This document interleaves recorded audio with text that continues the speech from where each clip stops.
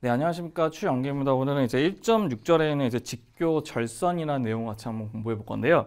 아마 좀 생소한 용어가 좀 있을 거예요. 그래서 얘네들의 어떠한 용어적인 성질이 있고, 그 다음에 걔네들을 이용해서 어떠한 식의 좀 분석이 좀 들어갈 수 있는지를 같이 한번 보도록 하겠습니다. 첫 번째부터 먼저 보시게 된 용어는 바로 무엇이냐면, 이거 먼저 하나 기억을 해 주셔야 되거든요. 뭐냐면, 교차각이라는 것이 먼저 있어요. 교차각. 교차각이라는 것이 뭐냐면 angle of intersection인데, 우리가 그 차에서도 그 intersection이라고 하는 것이 뭐냐면 이렇게 그 사거리를 이렇게 지나고 있는 교차점을 intersection이라고 하잖아요. 똑같아요. 얘도 intersection이라는 것은 바로 무엇이냐면 우리가 갖고 있는 그 직선들에 관한 교차점을 뜻하는 거예요. 교차하고 있는 거. 그래서 어떤 거냐면 예를 들면 이런 거죠. 예를 들면 제가 두 가지에 관한 그 선을 한번 그리게 되면, 첫 번째 선이 뭐 이렇게 있다고 칩니다. 이렇게 있다고 칠게요. 그다음 두 번째 선은 이렇게 있다고 치도합시다. 이렇게. 괜찮죠? 그랬을 때 우리는 여기 만나는 이 부분이 바로 교차점이 될 건데, 그 교차점에 대해서 이제 어떻게 되냐면 걔네들 두 직선에 대한 뭐를 구하실 거냐면 접선의 방정식을 구하실 거예요. 접선. 그 접선은 이렇게 하나 그으시고, 얘는 첫 번째 얘에 관한 접선이죠. 그다음 두 번째는 여기 보시면 이 녹색에 대한 접선 이렇게 그거 보시는 거예요. 그러면 우리가 그 접선들 두 개로 이루어져 있는 여기 있는 이 각 있죠, 이 각. 이 각을 우리가 교차각이라고 얘기한답니다. 저희 그 밑에 있는 그 내용을 보시면요, 그 교차점에서 곡선들의 접선들 사이의 각, 한마디로 그 교차점에서 여기 있는 이 점이 바로 무슨 점? 교차점이죠, 이 점이.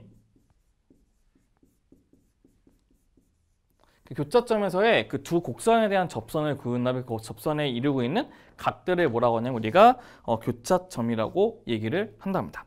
그다음에 먼저 이제 직교 절선을 먼저 볼게요. 직교 절선이라는 orthogonal trajectory라고 하는 그 직교 절선이라는 것이 있는데, 그 직교라는 것의 기본적인 의미는 바로 무엇이냐면 직교는 수직을 뜻해, 수직을 뜻합니다.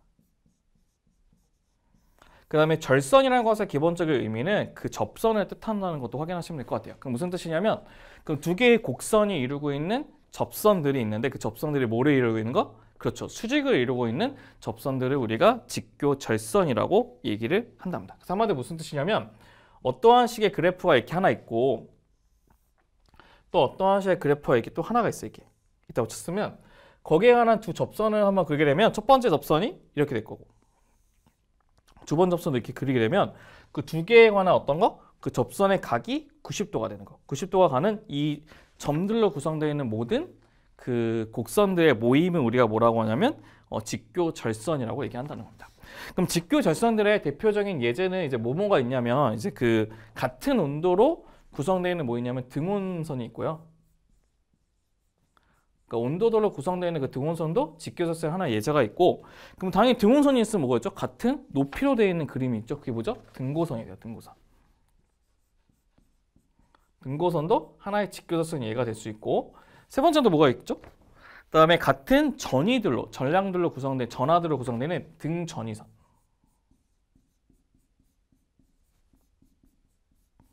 네 번째는 뭐가 있냐면 전기력들로 구성되는 전기력선, 이런 것들이 대표적인